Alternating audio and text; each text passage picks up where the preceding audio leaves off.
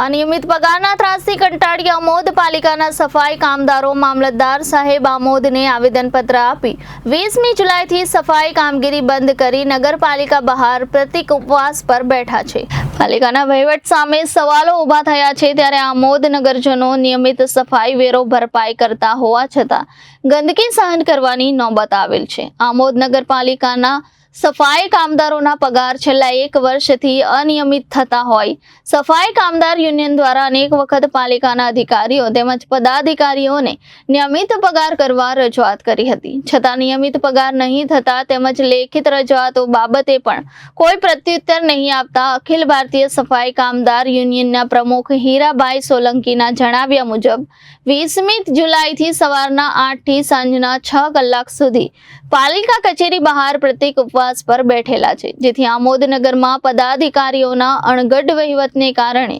ગંદકીનું સામ્રાજ્ય ફેલાશે અને કોઈ મોટો રોગચાળો ફેલાશે તેનો જવાબદાર કોણ? શું આમોદ નગરજનો નિયમિત સફાઈ વેરો ભરતા હોવા છતાં પણ પાલિકા શાસકોના પાપે નગરજનોને ગંદકી વેઠવાનો વારો આવશે? અખિલ ભારતીય સફાઈ મજદૂર જિલ્લા આમોદ શાખાના પ્રમુખ હીરાભાઈ પ્રેમભાઈ સોલંકી આપના માધ્યમથી જાણો છે કે આજ તારીખ 20/7/2024થી હું આમોદ નગરપાલિકાના સફાઈ કામદારો અને અમારા પ્રતિનિધિઓને લઈને પ્રતિક ઉપવાસ પર બેઠેલો, કારણ કે સફાઈ કર્મચારીને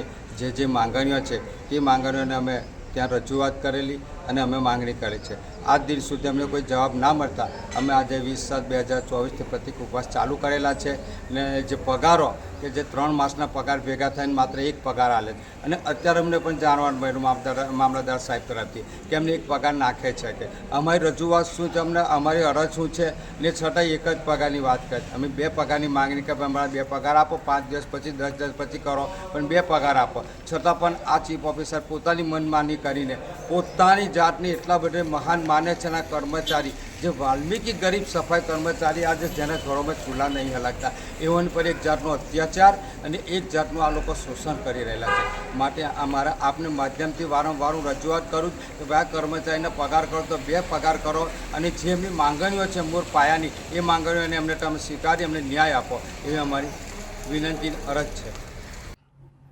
રિપોર્ટર વિરલ ગોહિલ, જનાદેશ ન્યૂઝ, ભરૂચ।